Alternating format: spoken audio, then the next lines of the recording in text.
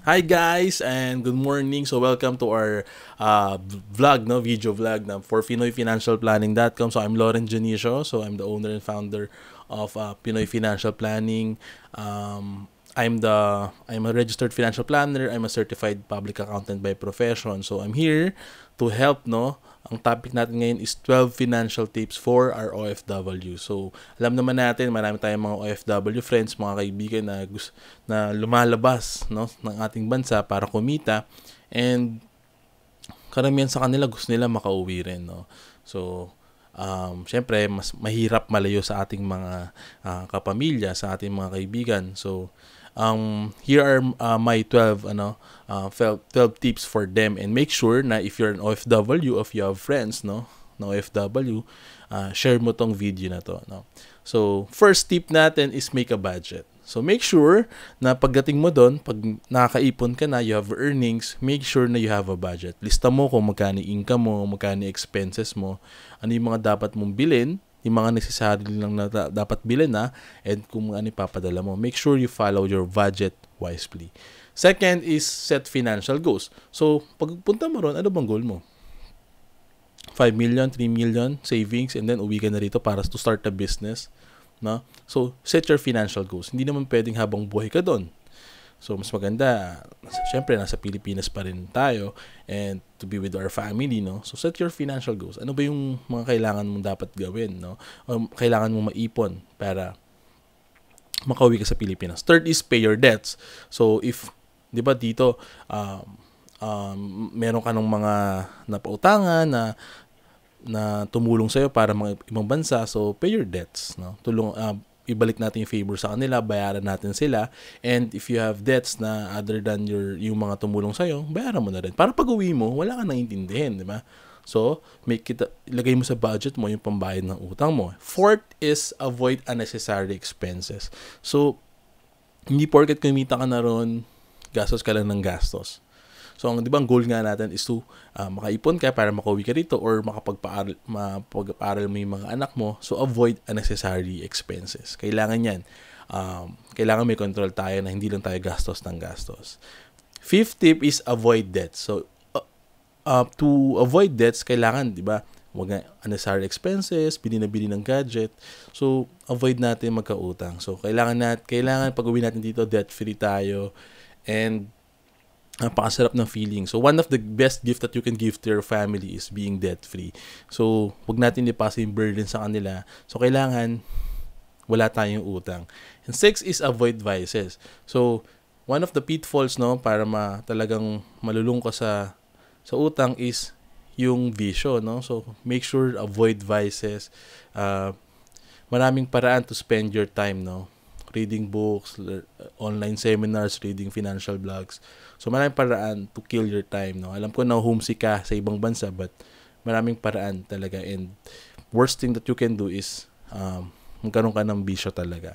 And seventh is pay yourself first. So, after mo na mo padala yung family mo, bayaran mo naman yung sarili mo, no? Ikaw yung nagpakahirap dyan eh. So, pay yourself first. And yung eighth tip natin is invest your money wisely. So, by paying yourself first, you need to invest your money wisely, not to others. Invest your money wisely to mutual fund, to stocks, or investing through the education of your family. Diba? So, those are kinds of investments, no? Pangit naman kung kikitain mo sa bisyo mo lang, diba? So, kung saan mo binibiling gadgets. So, invest your money wisely. Prepare for your retirement. Stocks, mutual funds, business. So, there are many types of investments, no? And ninth, no, ang lagi nating narinig from our OFW friends is yung scams. So, avoid scams. No, pag sinabi, double your money within 2 weeks or 5 weeks or 5th week. So, ang stock market can give you as high as 20 to 30% a year, you know? But, yun nga, medyo mataas na yun. So, pag pinagsabi sa'yo na 30% in 2 weeks or 1 month, medyo mag-isip ka na, no? Avoid scams, no? Better do due diligence sa mga investments. And I have read and I have mga nababasa natin na and narinig natin na mga na-scams, naubos yung savings nila, 'di ba? Sa mga scams. So better before investing, make sure na napag-aralan mo kung ano yung mga investments na 'yon. 10th is learn more. So, you have your extra time there, learn more, read vlogs, and invest in yourself. The best investment, sabi nga ni Benjamin Franklin, is investment in yourself, no? So, invest in yourself, learn more, and by doing that, no, yung 11th tip natin is you will be able to earn more. So, additional from your day job, or kung may extra time ka, you can earn more. Like for me, I earn online, no? So you can also earn online. So depende sa'yo. You can buy and sell to your co-OFWs. So kung ano yung sa kamasaya, kung saan yung talent mo, you can earn more with that, no? Para mas mapabilis yung savings mo, mas mabilis yung pag-uwi mo sa Pilipinas, no? So again, learn more for you to earn more. So that's our 10th and 11th tip, no? And 12 is, syempre, very important is you plan with your family, no? So, hindi, kasi ang pangit tignan pag nagpapadala ka lang tapos nauubos din yung pinapadala mo sa kanila, no? So, it's better na pagpadala mo, 'di ba, turuan mo sila na may mga investments, may mga savings na bigyan mo sila ng budget. Ito yung gagastusin niyo sa pinadala ko. So, bigyan mo din sila ng panggastos, syempre, but within the budget dapat, and make sure na to track their expenses.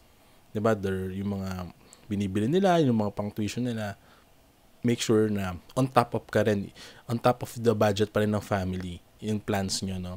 Kahit na nasa ibang bansa ka. And again, thank you. These are the 12 tips, no? So, first, make a budget. Second, financial goals.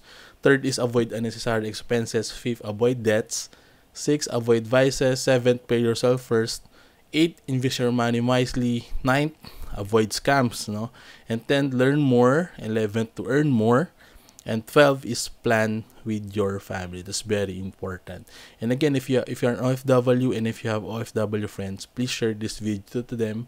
And God bless you, and I hope for OFW friends na makauwi kayo agad dito sa ating bansa. Again, thank you for watching. I'm Lauren Junicio of Pinoy Financial Planning.